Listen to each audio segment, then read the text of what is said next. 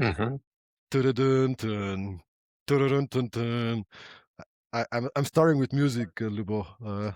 Last episode, I was starting with a little bit of. I never been a music person. In fact, my music teacher. I don't know if you had such a You had music a teacher music back teacher in the. No, back in the day in school. when we were kids in school, I had a Mhm. music. I don't have a music teacher now. Maybe I should have one, but I had a teacher in music, and because my voice mutated before the other kids, I was a little bit overdeveloped. You were not allowed to sing in I class, was I not. guess. She would always send me to the canteen. Hey, Stoyan, do you want to go have a break? Mm. so, yeah. So, yeah. Um, but hey, here am I. I'm a professional speaker now. So Mm. take that, music teacher. Hopefully not singing today. Hopefully not. Lubo, good morning. How I'm are a you this bad morning? singer myself. Great, great morning. I'm not going to ask you to sing today. We'll have a great day, I'm sure. Hopefully, yes. No So singing, I everybody, say. no singing.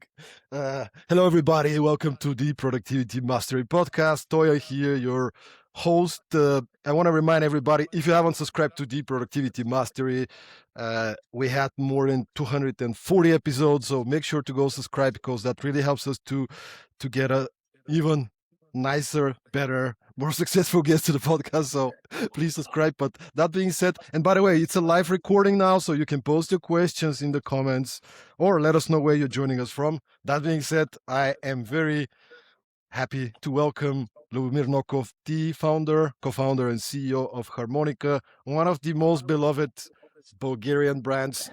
Anybody I talk to and I mention the brand, they're like, "Oh, Harmonica! I love this product. I love this product. The waffles, the yogurt." So I don't know how you guys are doing it, but This still surprises me always. I don't know how this happened. tell us, for our international audience, tell us what is Harmonica all about, and also how did it start? Because from what I hear, it wasn't supposed to be a business at first. No, I never planned. I never wanted to be a business person. This happened. Harmonica is a food brand. We're producing a lot of different categories of foods, mostly Bulgarian foods that are in our tradition, regional tradition, organic, 100%. And we work a lot on the quality and the taste, and it has existed now for almost 20 years. It started with the first two organic cow farms in Bulgaria, in the city of Troyan, where we met the farmers because my wife, who used to be a professional athlete, a tennis player, so she worked with a nutritionist and was very much interested in food. And at that time in Sofia, it was not easy to find good food. It was mostly all the producers were focused on price, on low price. So most of the food was sold as imitation of the things that we know. So it was hard to find real food, and we were following every track we could find to a farmer or to someone doing something interesting. So we found these two electric engineers who have been involved in a Swiss project to promote organic farming in Bulgaria. So they were the first two organic cow farms. And we went there unannounced, just took a weekend with the car, went to the farms, met the farmers, got to know them, got involved in their problems of having great milk but no market. And this is how it started. First was for ourselves to, and then step by step we had to build the whole chain, so that from the farm to the client, to the final client, and this is how it happened. But what was the reason you made it a business? Like you started producing for yourselves? Was it like the quantity, the amount was too big, and the reason was that this is the only sustainable form. We didn't find any other. so because the quantity was too big, and you couldn't, like, you were like, No, okay, we have too much left. There were a lot of jobs on the way from the farm to the market. So we found a warehouse, we found a driver, we had a van.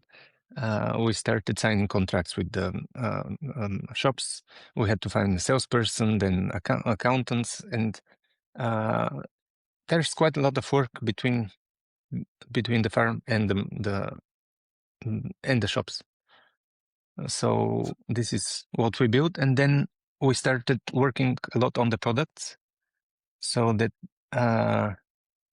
they could be understood and be liked. That's not easy. So you decide it's going to be a business. We build a chain. Mhm. The first 2 years, how did you attract customers? How did you find your customers? The first 2 years, I was convinced that everyone will buy this, because the first 2 years we had only one yogurt, not a lot of diversity and not a big assortment. And I was sure that once the yogurt is out, everyone will want to buy it because it's the best yogurt. And all my friends, all the people from the other cities will come and buy it, but it didn't happen. It was very difficult the first few years. So there is no formula there that I can share.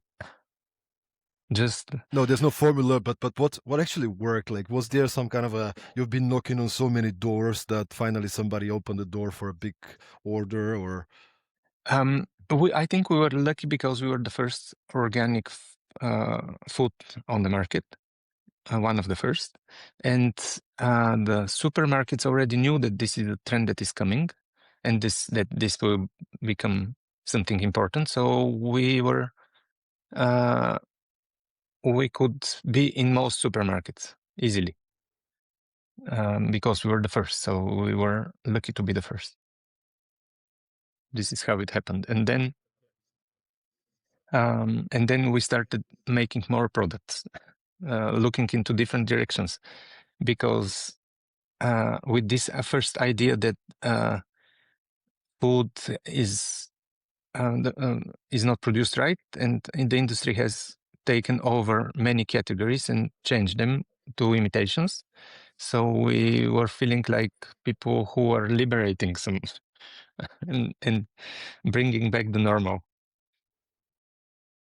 And now it's what, 20 years later, you guys are in 20 plus countries. How many products? I don't even know how many products you guys are having now.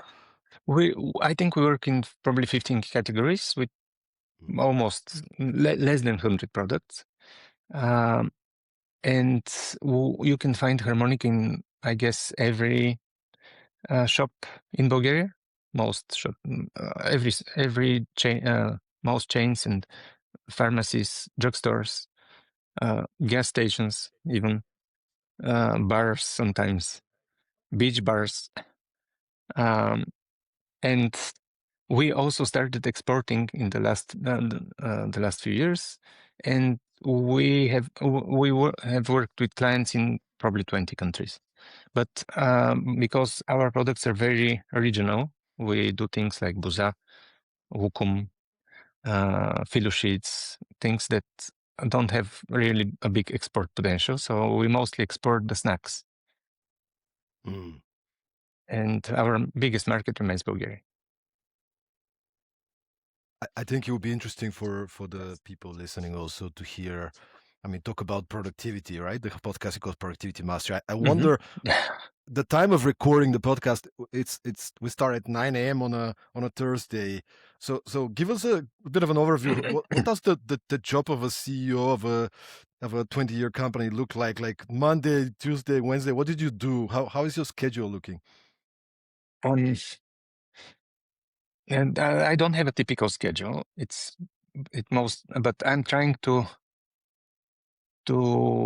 have the freedom to decide myself what to do, and not be I'm avoiding most meetings, so I really need the time to be able to prioritize what is important for me. Today I have this meeting with you, and yesterday I had quite a busy day, the whole day. I do sometimes the whole meetings the whole days, and this is easier. So I had until I think I came back home at 10. But not all meetings were work related. Some friends, the Bulgarian Ski and Mountaineering Federation. I had a meeting last night. This is another story though. Today I'm going to a school exhibition in the afternoon.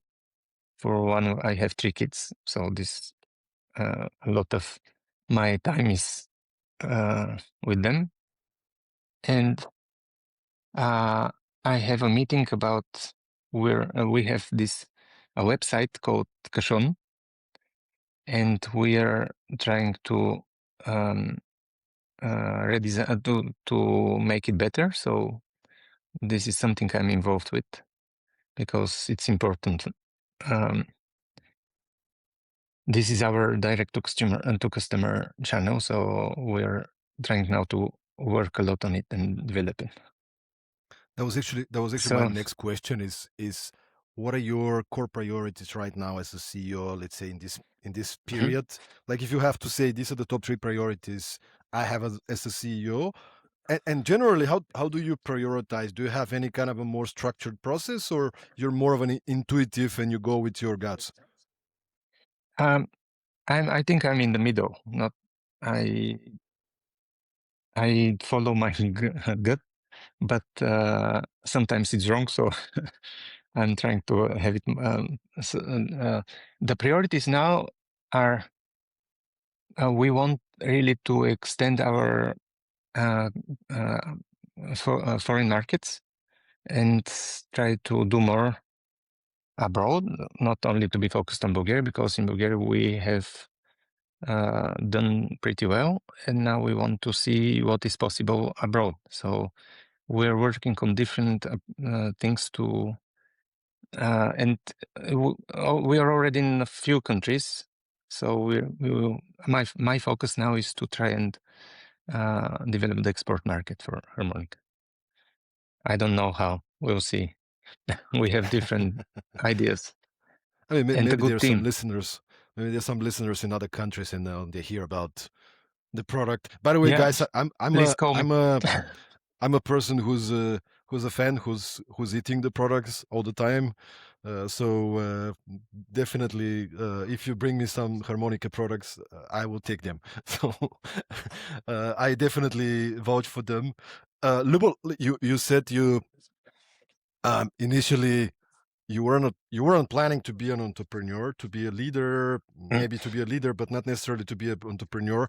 Um, and now, 20 years down the road, you probably learned a thing or two about leadership. What are some of the kind of early mistakes when you started working with people, hiring people? You had to manage them. What were some of the early mistakes of the innocent green new leader Mm. trying to make it work? Well, I think I made a lot of mistakes because I had to learn everything by doing it. My education is in humanities. I have studied communication and semiotics. So this helps with marketing sometimes, but not much more. Uh, and I think the thing I learned is uh, because we are a team of about 50 people, core the team that for Harmonica we have a model of working. At the beginning, we started with owning production. We started with a dairy production, but then we found out that for our focus is on the product, so we cannot be both producers and both owners of the machines and owners of the product. So because a product needs a long chain from the farms through processing. Sometimes some products need a lot of processing.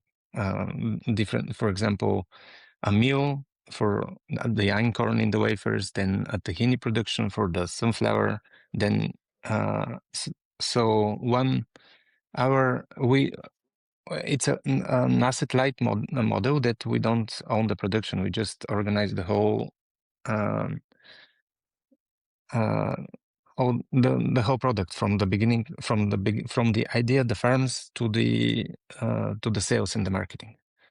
Um, uh, and your sorry, I The question got was about distracted.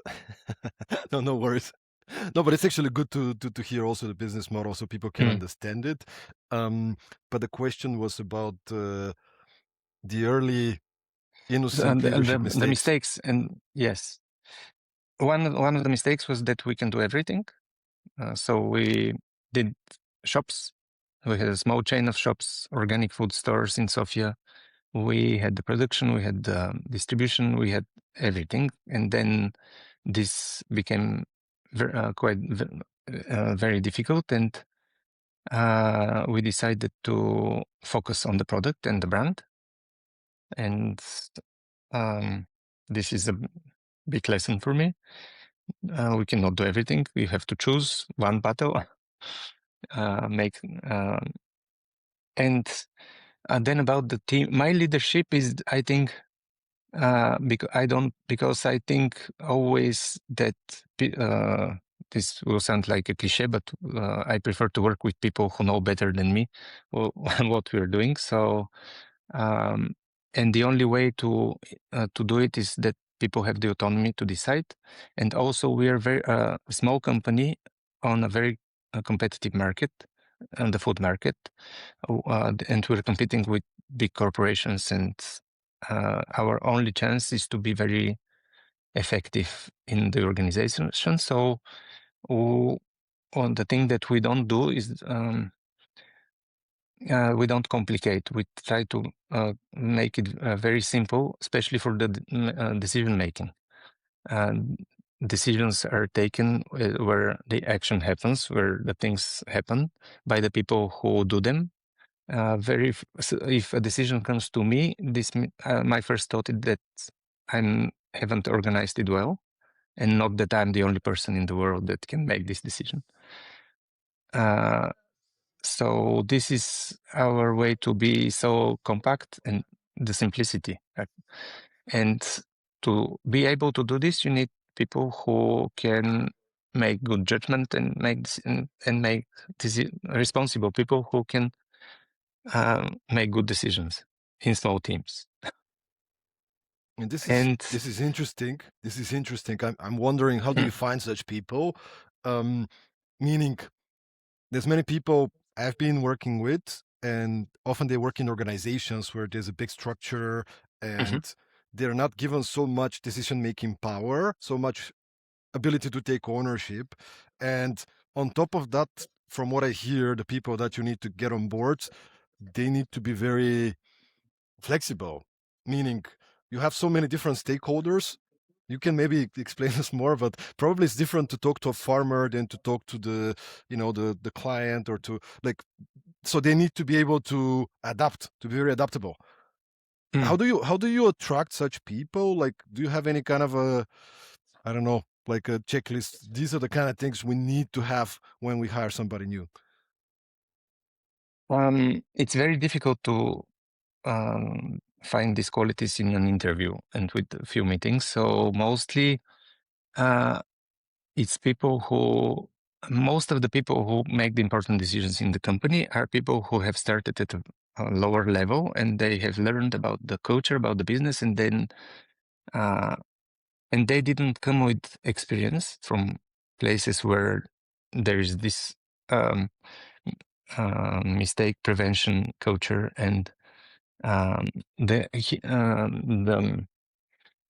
where the decisions are taken in hierarchical way. So they don't know. Most of them don't have this experience, and this is very helpful. People who come from this kind of structures, they don't adapt easily with us. It's difficult. They don't understand how things happen. Right, you need somebody to be able to, at any point, grab a new role, do something else, Mm, adapt, Most adjust. decisions are quite simple if you know the values, and you know the goals, and you know well the culture. And I think a big advantage, and something that we don't see very often, is conversation. Um, because we're all the time in front of the screens, and conversations with other people are a very interesting way to think. Your brain works on a totally different level, and this is something that we try to use for making decisions. I know it sounds very stupid, but I can see it as an advantage now. So So on the one side, to improve the decision-making process, but I guess on the other side, for people to get to be to get closer connection, to become, mhm. you know, to create a better culture. Do you guys work from the office? Do you like what's the policy? Like, do you have like this if you remote? if you want people to make decisions together and in a conversation, then the only way is to work together. So we, even during the pandemic, we kept everyone in the office. Illegally? And oh no, Just kidding, just no, kidding. we are having quite flexible policies on this. We don't have any policies, so they're quite flexible. You can work at home, but it's just that doesn't work like this. You are always in a small team that you need to talk. And when you're at home, and you have to organize meetings and calls, it's much more difficult. Sometimes it's just a few sentences and you can make the decision. Have you have times in the company where you And I felt also encourage very much meeting people in real life. And I do it all the time. I try to go to a farm or a production or a partner or somewhere every week at least. So I do a lot of this.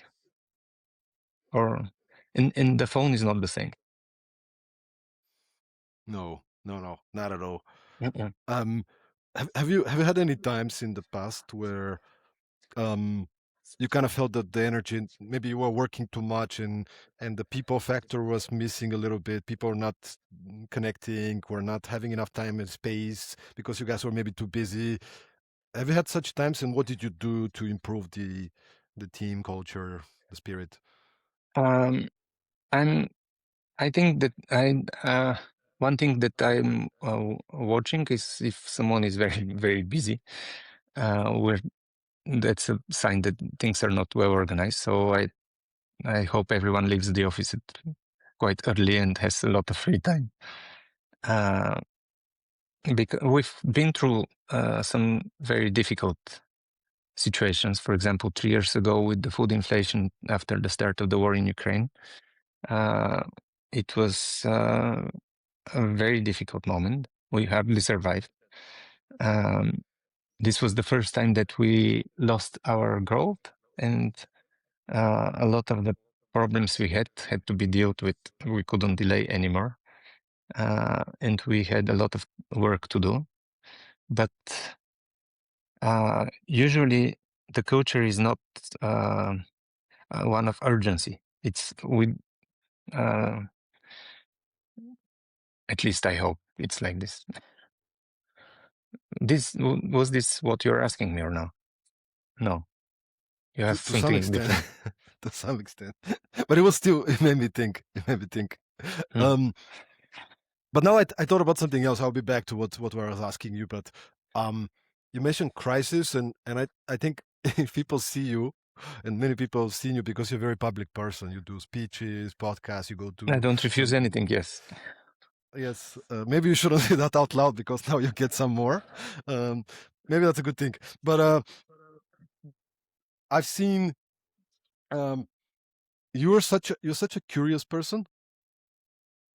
Like This even is the the first time question. we met, even the first time we met, it is an observation. The first time we met, I saw you speaking at an event, and then I went to Hmm. speak to you, and I wanted to just to ask you many questions because I know about the brand, and but you didn't let me because you were so curious about me and my journey and my story, and and I wonder if that's something that you developed like early on, or like is that something that really helps you being so curious, and why do you do it really? I mean, you've already had so much track record and so on.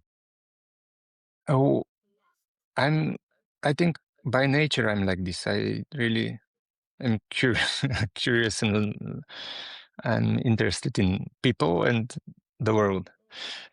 But this is one skill I think that is that I also notice when someone listens. You know, in most networking events, most people are not listening well, and this is probably.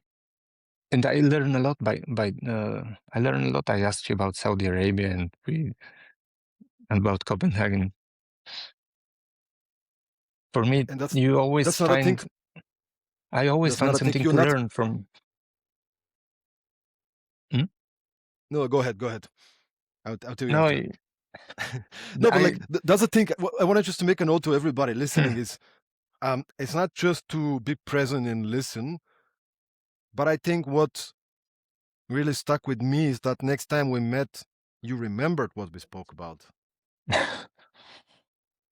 Is this so exceptional? Or, And I know it shouldn't be. It should be common, right? But like Hmm. most people don't. Most people are barely listening when I go to an event.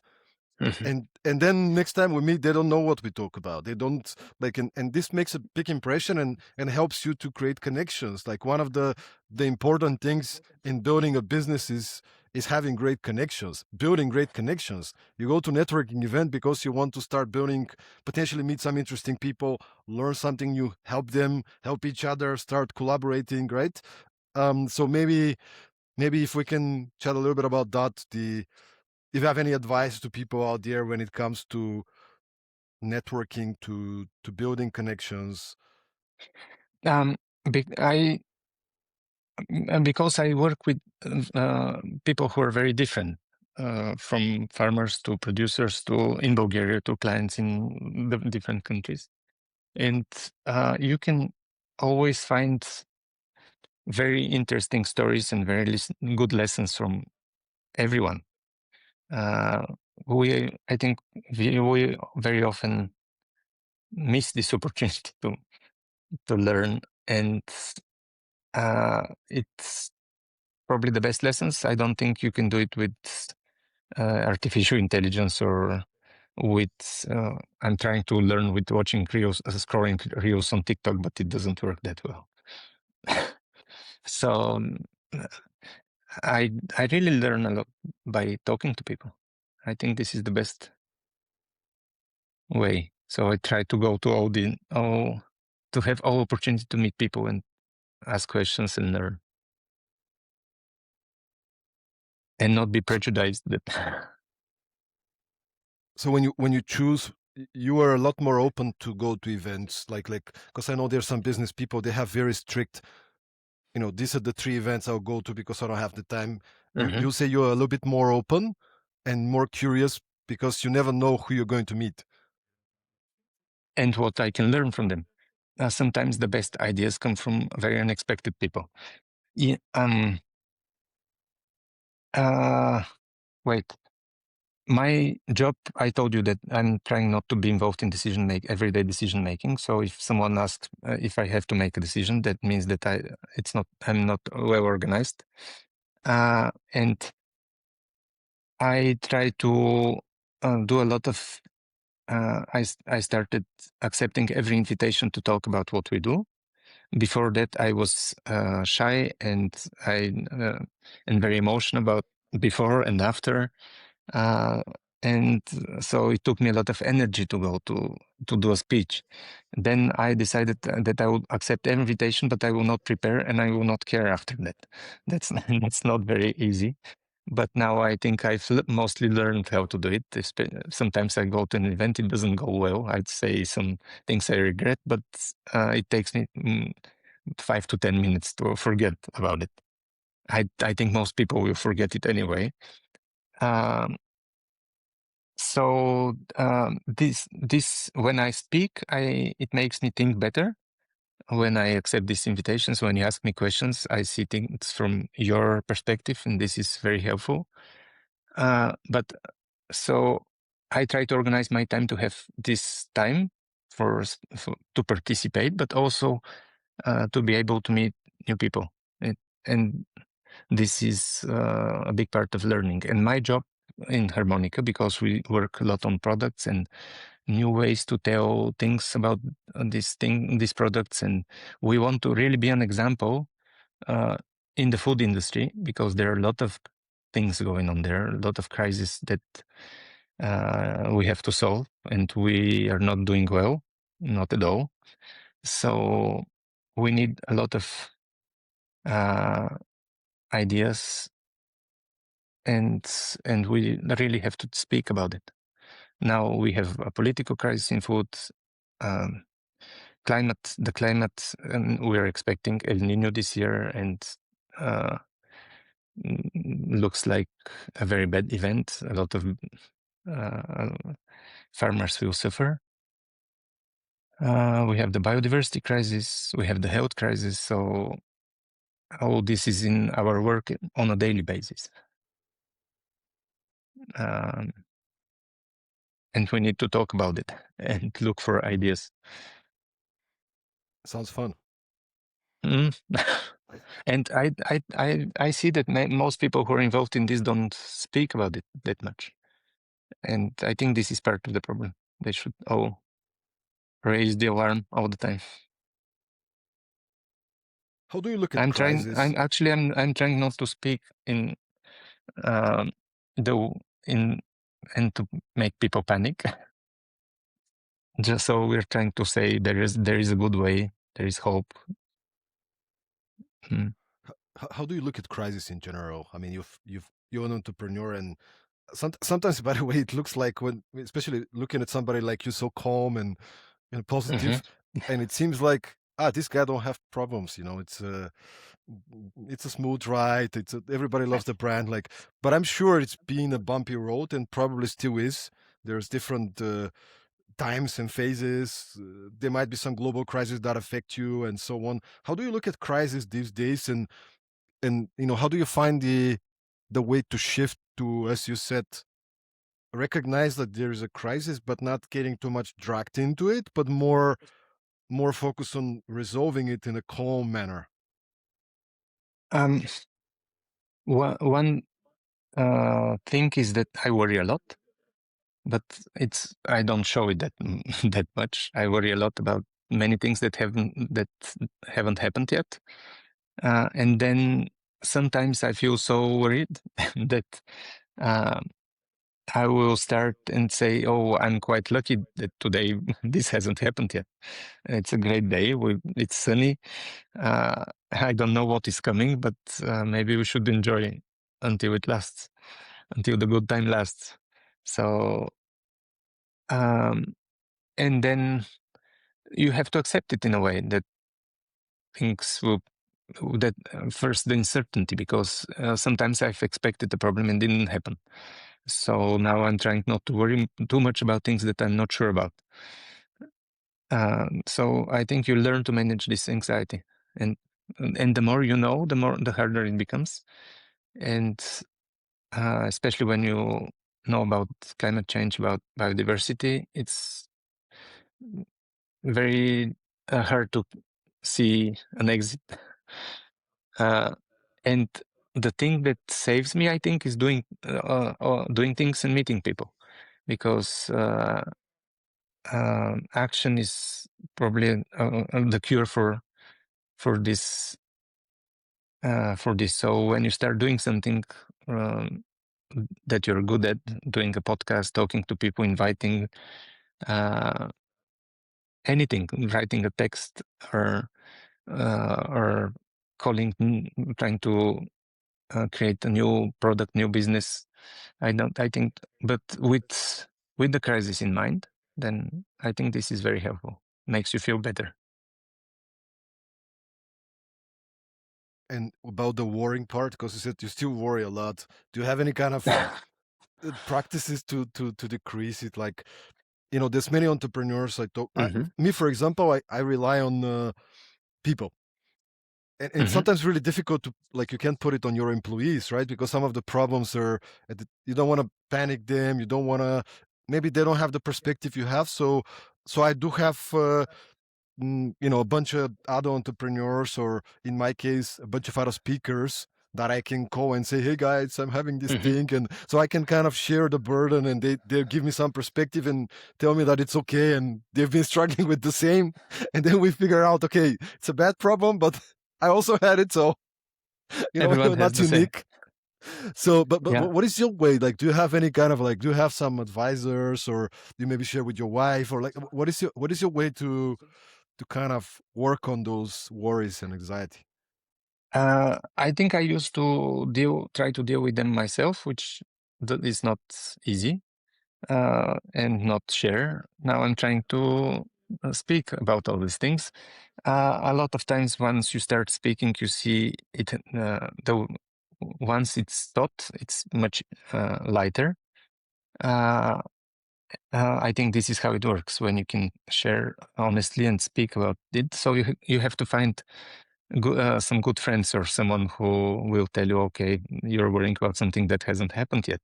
Maybe you should uh, worry about something that is happening at the moment. uh, I don't think there is a formula. You have to, sometimes, in a way, you get used to this, and then you just, maybe to start to appreciate the things we have now is also very helpful. Talking to a professional is helpful if it becomes, if you start really to suffer or lose appetite and sleep, then I think it's very important to talk to someone who his job is to deal with things like this. But I'm not that kind of worried. I have great appetite and I sleep very well. You don't need professional help yet. No, I use professional help, but this was an advice. I think this is the level where we have to do something structured. And I think You know it's what? normal to worry. If you see what is happening in the world, if you don't worry, it is bizarre. You know what? One of the things that helps me, on top of having a good network, support network around me, Hmm. is capturing things and getting them out of my head. And I actually resonate with you when you Capturing them. say everything is unique. What works for me might not work for somebody listening right now, but Hmm. capturing meaning getting them out of my head on a piece of paper, or on a spreadsheet, or like a Word file. Uh-huh. I love simplicity and productivity, so it's faster for me to type it on the computer, or even voice it out. Uh-huh. But what I do is, um, and we called it in our book, worry clearing tool, which is very complicated, but it's very simple. Actually, it means I get a piece of paper, let's say, and it Hmm. has two columns. On the left side is the question is, what stresses me? What do I worry about? And I'm reflecting, but on the left side, these are the things I can control. I have some control over. And Uh-huh. on the right side is the things I You cannot cannot. control, like war in Iran, Hmm. global crisis, whatever, right? Those are the things I have no control over. And then on the left side are the things that, I don't know, I didn't send the accounting from my accountant, and it's the deadline yesterday. Like, Uh-huh.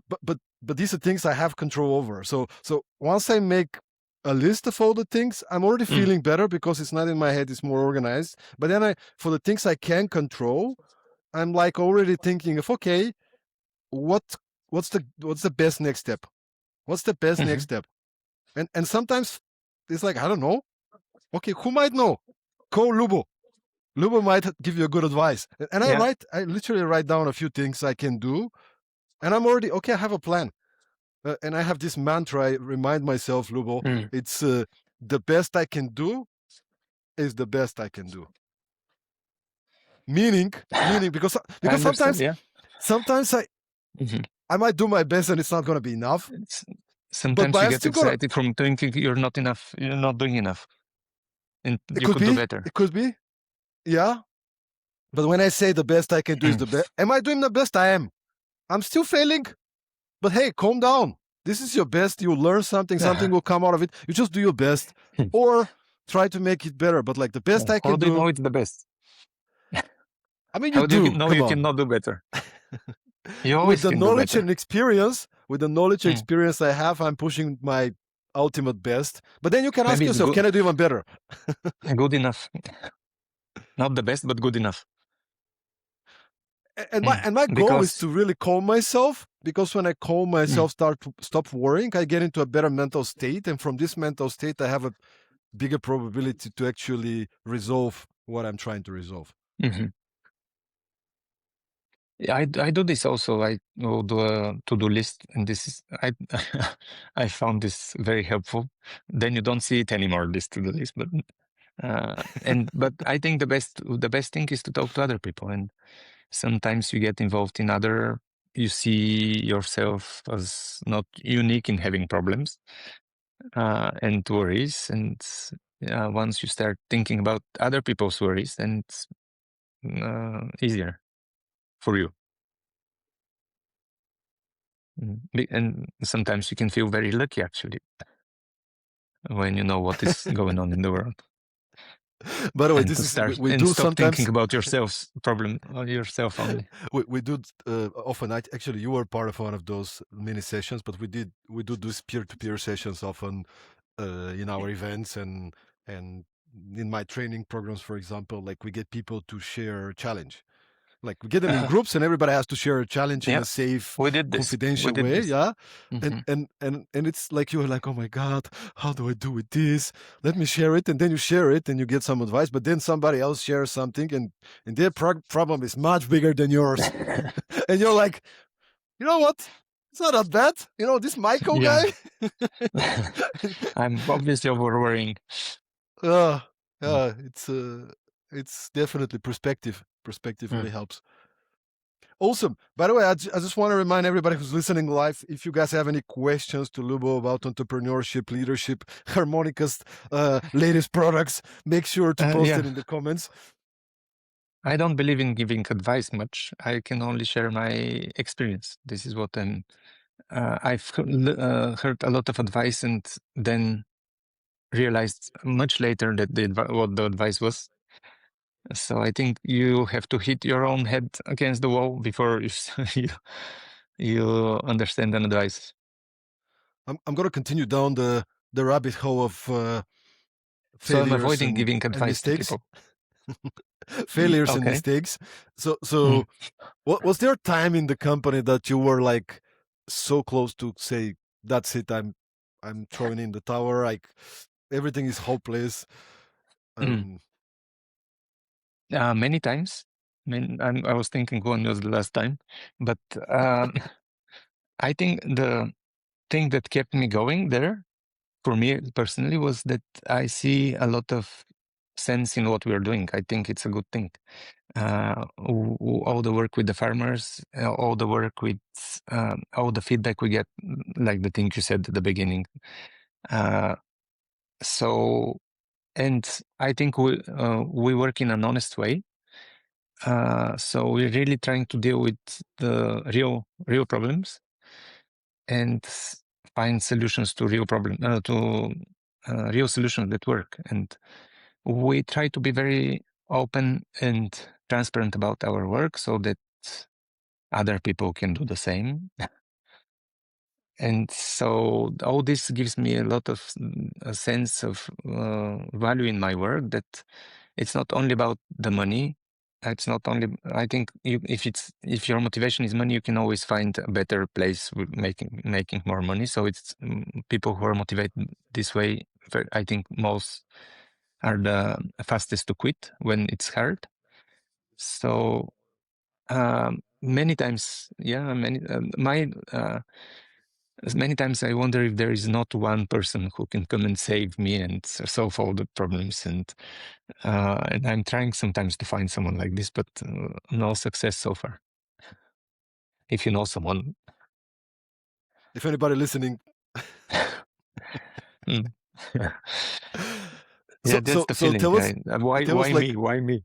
Why do I have to deal with this? by the way, all of entrepreneurs out there, they think about it, they feel it most of the time, but we don't talk much about it. We talk a lot more about the milestones. You have a new product, Mm. we have this award, like that's what we see on social media, on the news, and and then when you go through this, you're feeling a little bit, oh, it's just me. But all entrepreneurs are going through the same thing: challenges, struggles, Mm. insecurities, Mm. doubts, Mhm. failures.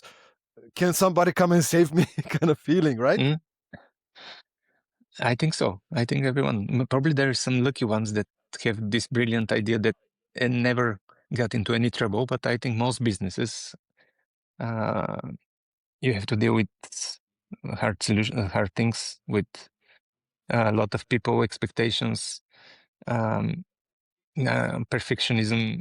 Am I good enough? Am I doing enough? The others are so much better.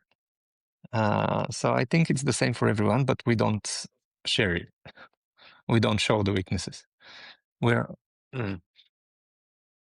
You just told me how recently you were invited to give a motivational speech in front of entrepreneurs, and, and you just went and you were like, guys, it's not what you But think. yeah, It's not that good.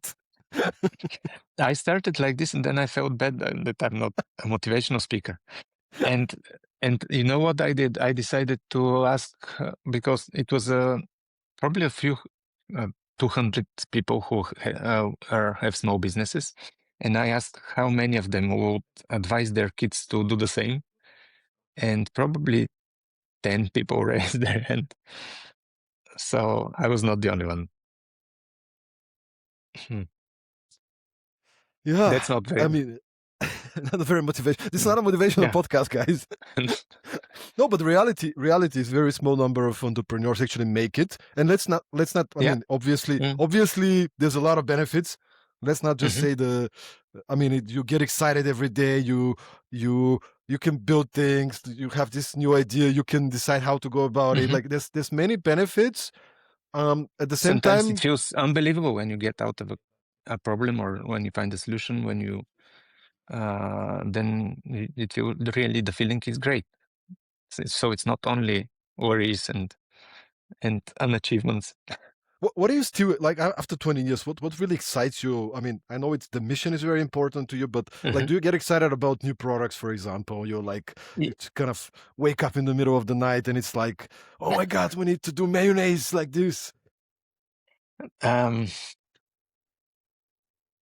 think what excites me is when we have a great team where you can share an idea and you see how the idea grows and happens.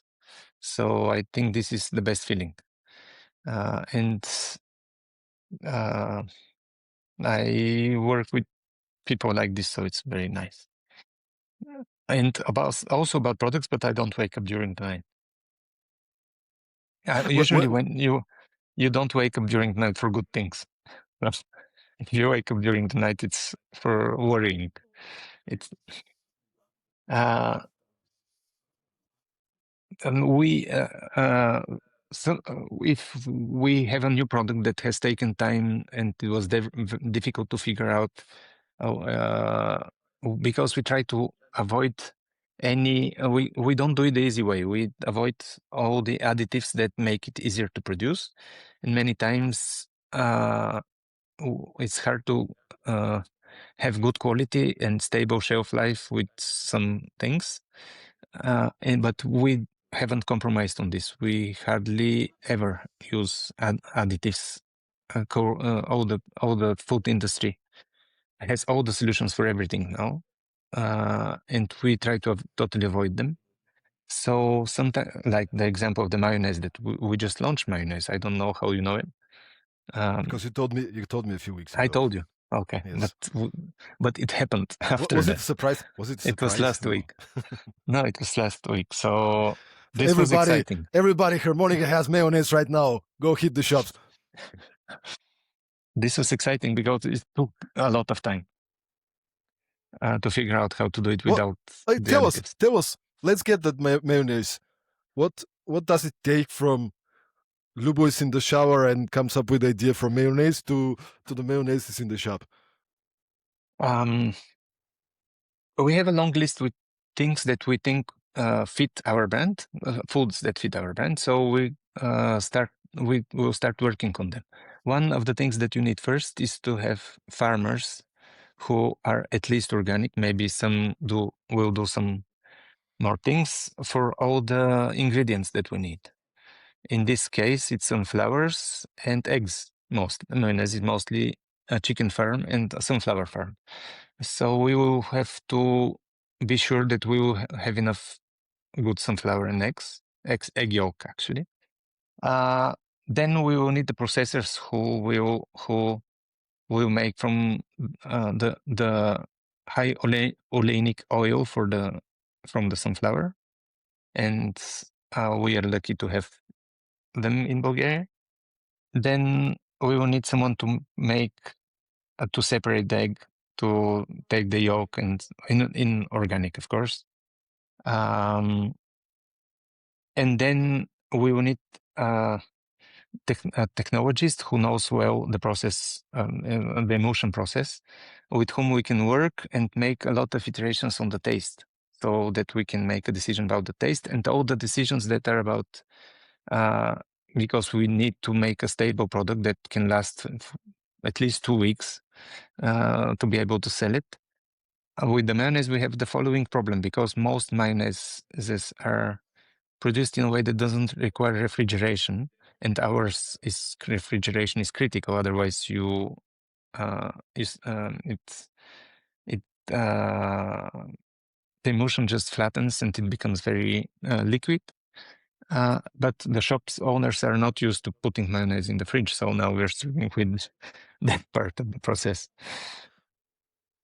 Educating them. So you really have to have good knowledge of the ecosystem, the food ecosystem, so that we know where we can get all the ingredients, who is the right person for each stage, because some products require many stages, and this is why it's so important to learn and be curious and meet people and ask questions also, because for our kind of work we really need a lot of partners, a good ecosystem. And in Bulgaria, it's not very easy because we can talk about politics.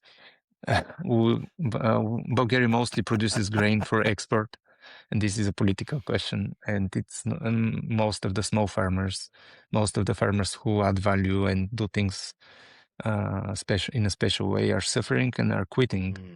And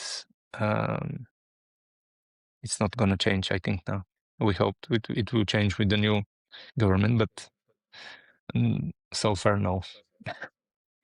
Okay, I'm not gonna go so much deep into the politics. I'm gonna go back to the product creation. Okay, good. It's my Because it's favorite gonna be a subject long lately, but it's gonna be a long but podcast. I think yeah. people need to, the afternoon. But Being able for a Bulgarian company being able to produce a good product, it's a political question also. Because of this, because we need a good ecosystem of farmers and producers who know how to do something else than commodities for export, low quality and no added value. no, I totally agree. I just know it's a topic. If we open it, it's gonna be a Pandora box, and Yeah. we're gonna just go for 3 more hours. When you start a deep down political there. podcast, please invite me. If anybody's, I know if everyone who anybody goes has there. No, but I wanted to get back to the the example with mayonnaise, for example. This, like, how much testing it takes for a product to be finalized, like from the maybe you have the technology, they start doing some recipes and trying it, and also, are you involved in the process? Do you enjoy it, just going and doing, trying some samples and giving your feedback? Like, how involved are you in this process? It depends on the product. Sometimes it happens really fast, but most times because we want to be able to tell the whole truth about the product, so sometimes we try to avoid things that are done in the industry that are not easy to avoid, because most producers don't have this experience, and farmers also. So this is when it takes much longer, because it's doing the thing the most simple way is a real innovation in our sector, and there is not many people who know how to do it. And I'm very much involved in all the tasting, but it's not. If you come to our office, there is so much food every day, so much a new How test you of not? something. How you not fat? How you not fat, I'm Lubo? I quite mean, fat. but by the way, guys, I'm, we invited Lubo to be a speaker at one of our events, and of course we had Harmonica products, and I was just about to go and say goodbye because Lubo wanted to leave after some point, right? And I just saw him grabbing two wafers. Is this waffles? Like the wafers. Wafers. waflichka, waflichka. Hmm. And he grabbed two waflichka for those of, and he started eating them. I'm like, this guy loves his products, man. he's not just here for, he loves them. I've seen him eat a lot of those things. So, That's what and I.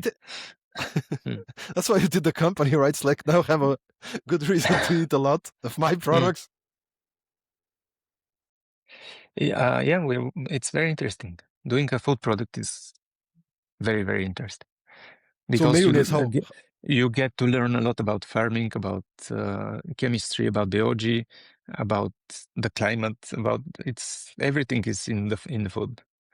And Once you do a sometimes product, you probably do the product is tasting great, but it probably is not durable or like right. You have this is great, but it's not the right. It's not yes, gonna last. it's sometimes we have to make these decisions that are not easy at all. So we do it in a conversation in a group of people in the office, and that's the best way to make decisions. I saw a video you did. By the way, you should follow Harmonica on Instagram, and you should follow at Nokov as well.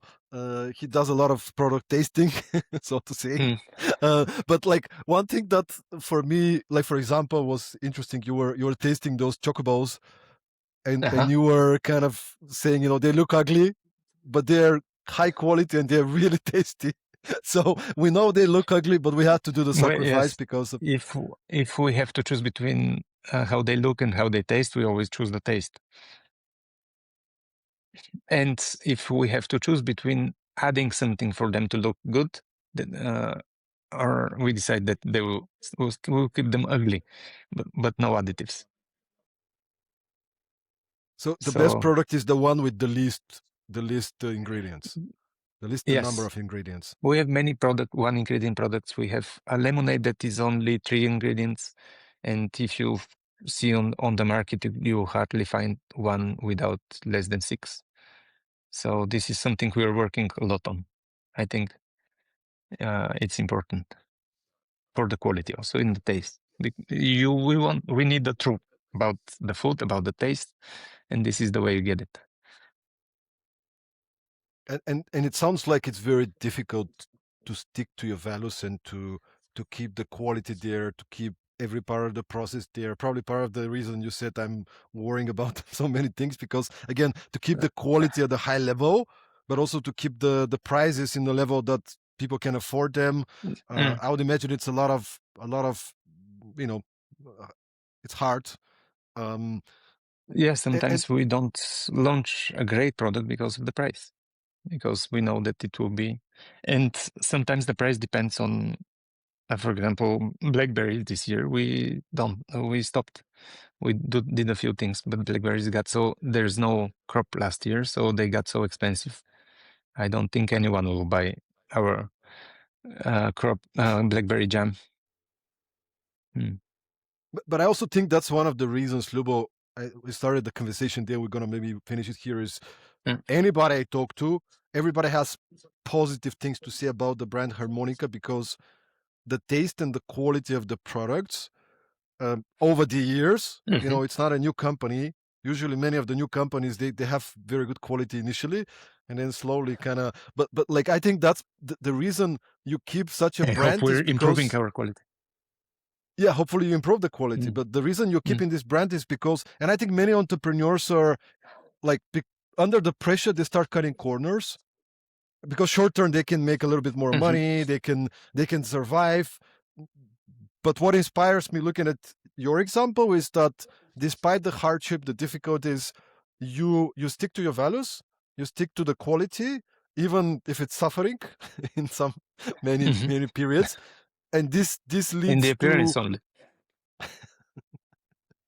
And this leads to building a brand, building a company that has a huge brand equity. Mhm. This is the, I think this is the honest way. You feel that there is, because we try to avoid also in the things we say and we talk about in all the videos that you've seen. I'm trying to stick to things that are true and not manipulate. And the food business is a lot of brands use manipulation as a tool, promising you things you cannot get from food.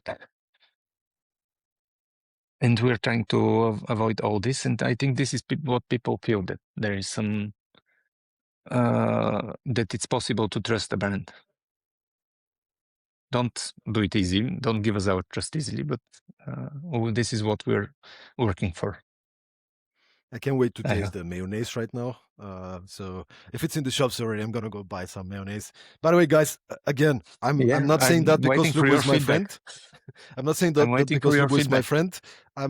I'm saying this because I really love the products, not just in terms of quality, but they're super tasty. Like that's what for me it's like, sometimes you get healthy products because they're good for your body.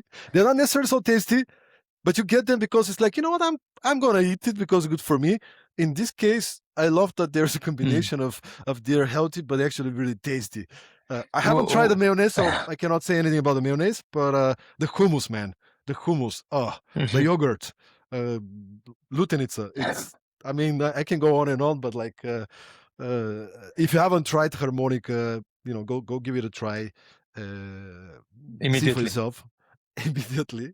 And just to wrap up this episode, Lubo, um, there's many people out there that are either starting their journey as entrepreneurs, Mm. or, and you've seen some of the people from our network, they might be working for somebody or corporation maybe, and they're now kind of looking into, maybe I should start my own thing.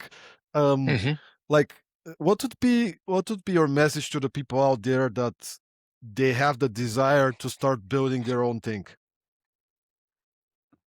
Um, that it requires a lot of patience and consistency, and sometimes you're lucky, sometimes you're not. But if you're not there, luck cannot get to you. And don't blame yourself for everything. And ask questions and meet people and talk about the things that worry you, if we have to sum up our conversation. And this is, I cannot say it clear enough, but the thing that saved me a lot of times when it was tough was calling people, and mostly people I don't know, that work in our business or in our sector, or people that I find interesting, and I just call them for a meeting and discussing. And most people are very open to meet to this. If you ask for advice, most people will take the time to meet you. If you want to sell them something, then they are resistant. But so you have to be clear at the beginning that it's not a sales meeting, but and this is extremely helpful. So we should use it more. I don't think we use it enough.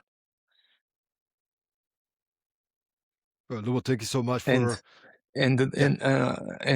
and the thing I'm amazed at is that after so many years, I'm still learning basic things about what we do. So this never stops.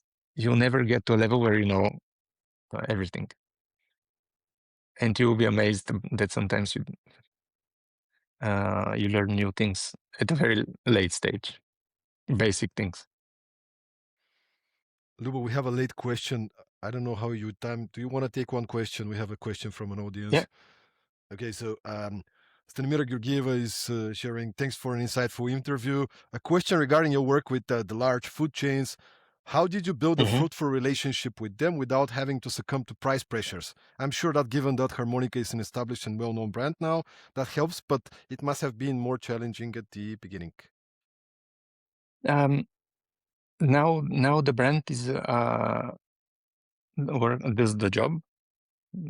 because this is a brand that people know will not has the taste, the quality, and also the reputation, and people would buy it. So most shops want to have it on their shelves. At the beginning, it was more difficult, and we had sometimes to put clear. I forgot the word, but with this, at the beginning, when the brand was not that strong, we didn't compromise as well. We would. At the time, I knew that the thing that we cannot do something differently, so we stopped working with some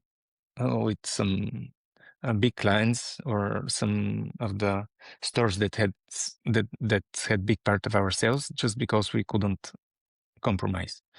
And when we did this a few times, I think I probably will do it again. But I think we were lucky to be one of the first, and now we are lucky to have built a brand that has so much trust, and so many people love it. I'm really, really grateful for this, and this is what helps. So a strong brand will be your defense. I think this is very, very important.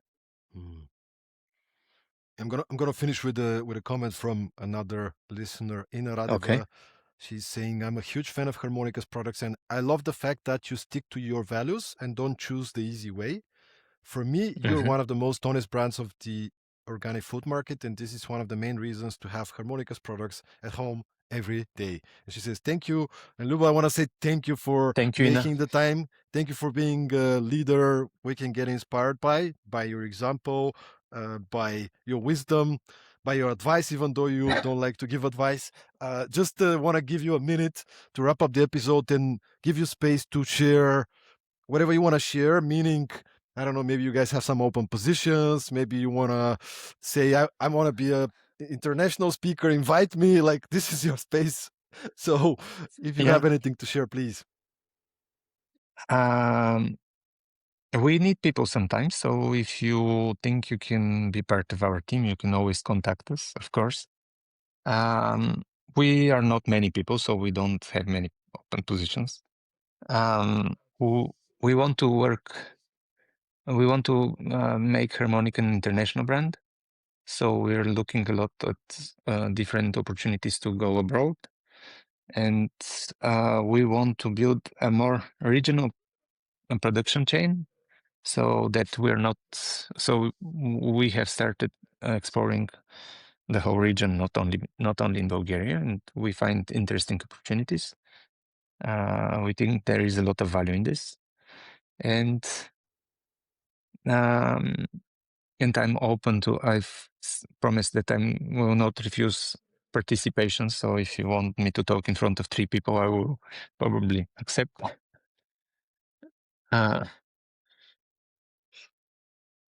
And that's it. That's it, everybody. Thanks, everybody, for joining and making it to the end of the episode. Once again, if you enjoyed this episode, there's more than 240 more episodes out there. Make sure to subscribe to the Productivity Mastery Podcast. Exceptional guest, exceptional energy. Oh, it's a good question. Who is the next in line? I think it's David Homan. Or I'll let you guys know, but we have a weekly episode, so it's going to be announced. Okay. I need to see my schedule, who's next in line. I have a couple of Americans joining after you, Lubo. So maybe I'll tell them about Harmonica and hook you up. So let's see. Please. Catching the international markets. So thanks, everybody. I hope you enjoyed it. And if you have any questions, post them under. Let us know what you liked about the episode. And yeah, have a fantastic day. Make sure to get some mayonnaise, because now it's new on the market. I'm going to go grab some right after the end of the episode. So Harmonica for the win. Thank you so much, Lubo. And see you once again at the next episode of the Productivity Mastery Show. Thanks so much. Ciao, everybody.